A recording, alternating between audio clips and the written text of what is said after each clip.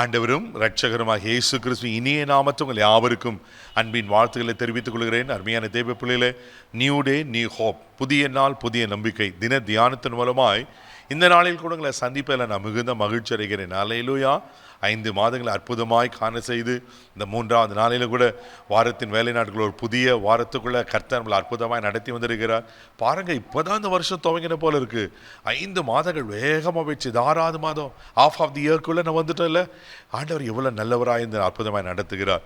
இன்றைக்கு கூட கர்த்தர் நமக்கு கொடுக்கிற வார்த்தை என்ன? 2 தெசலோனிக்கர் புஸ்தகம் 3ஆம் அதிகாரம் 3வது வசனத்தை கூட நான் வாசிக்க கேட்போம். கர்த்தரோ உண்மை உள்ளவர், அவர் உங்களை ஸ்திரப்படுத்தி தீமை நின்று விலக்கி காத்து கொள்வார். ஹல்லேலூயா. ஆண்டவருக்கு ஒரு நன்றி சொல்லுங்க.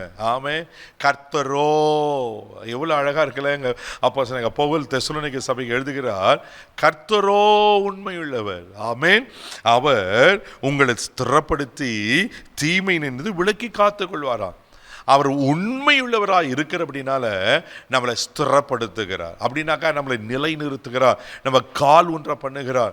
சில நேரத்தில் நம்ம பிரச்சனைகள் வரும்போது, போராட்டங்கள் வரும்போது, பலவீனங்கள் வரும்போது, நம்ம சந்திக்கக்கூடாத சில காரியங்களை சந்திக்கும் போது நம்மளுக்குள்ள அப்படியே தளர்ந்து போகிறோம்ல, அப்படியே நம்ம கால் அப்படியே வழுவி போகிறது போல இருக்குல்ல. ஐயோ, என்ன நடக்குமோ, அவ்வளோதான் என் வாழ்க்கை முடிஞ்சிச்சா அப்படி சிலத்தில் கூனி குறுகி போய் உக்காந்துருல.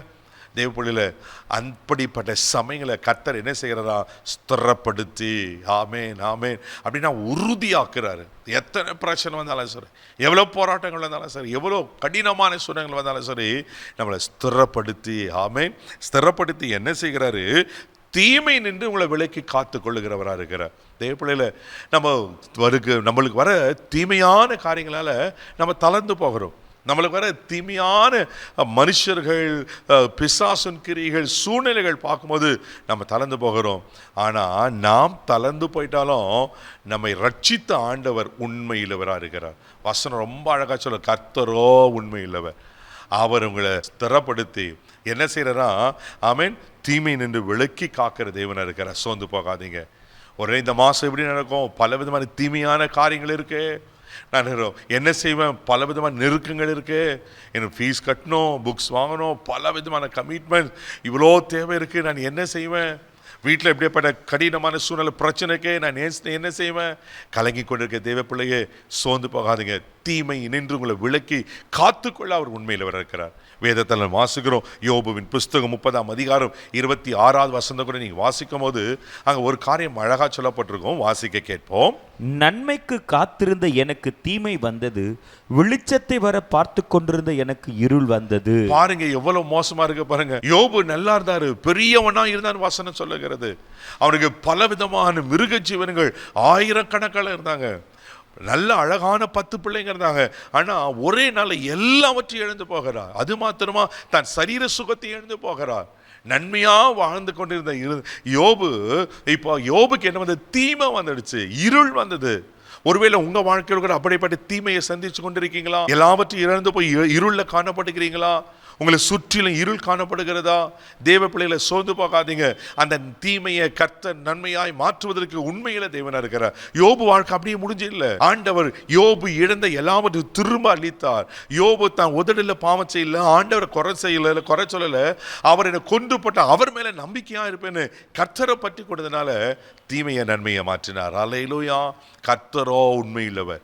ஆமென். மனுஷர் மாறிடுவாங்க, மனுஷர் பொய் சொல்லுவாங்க, மனுஷ புத்தி அதுதான். ஆனால் கர்த்தர் மாறாதவர், அவர் உண்மையில தேவனா இருக்கிறார். அவர் உங்களை தீமை நின்று ரட்சித்துக் கொள்ள உண்மையில தேவனா இருக்கிறார். மத்தேயு 6ஆம் அதிகாரம் 13ஆம் வசனம் கூட வாசிப்பீங்கன்னா, ஆண்டவர் நம்ம கற்றுக் கொடுத்த ஜெபத்துல அழகான சொல்ல, சோதனைக்கு உட்பட பண்ணாமல் எங்களை தீமை நின்று ரட்சித்துக் கொள்ளும். ஒவ்வொரு நாளும் இந்த ஜெபத்தை செய்யும் போது தேவப்பிள்ளையில தீமை நின்று கர்த்தர் உங்களை ரட்சித்துக் கொள்வார். கர்த்தர் உண்மையுள்ளவர், அவர்களை ஸ்திரப்படுத்துவார், அவர்களை எல்லா தீங்குக்கும் விலக்கி பாதுகாக்க உண்மையில் வர இருக்கிறார். கண்களை மூடி நாம் செபிக்கலாம். அன்பு தகப்பனே, உமக்கு நன்றி சொல்லி துதிக்கிறோம், ஸ்தோத்திரப்பா. நீர் உண்மையில்லவராக இருக்கிறீரப்பா. மனுஷர் மாறிடுவாங்க, மனுஷன் உண்மை இல்லாதவர்களாக இருக்கிறாங்க. ஆனால் என் ஆண்டவர் நீ உண்மையுள்ள தேவன் ஆண்டவரே. எங்களை ஸ்திரப்படுத்துகிற கர்த்தர். ஒருவேளை யாரார் ஆண்டவரே ஸ்திரம் இல்லாமல் தளர்ந்து போய் சோர்ந்து போய் தள்ளாடி கொண்டிருப்பாங்கன்னா, இன்றைக்கு அவளை திடப்படுத்தி ஸ்திரப்படுத்தி வீராக செபிக்கிறப்பா. அவளுக்கு விரோதமான தீங்குகள் இயேசுவின் நாமத்தில் பாவத்தில் விலகும்படியை நான் ஜெபிக்கிறேன்ப்பா. எங்களை தீமைக்கு விலக்கி காத்துக்கொள்ள இந்த நாள் முழுதும் கரப்பிடித்து நடத்தும் உங்கள் தெய்வீக பாதுகாப்புக்கு ஒப்பு கொடுக்கிறேன். பொறுப்பெடுத்துக்கொள்ளும் இயேசுவின் மூலம் ஜெபம் கேளும் பிதாவே, ஆமென். ஆமென். இதே பிள்ளையில தீமை நின்று விலக்கி காத்துக்கொள்வார். தைரியமா போங்க. God bless you.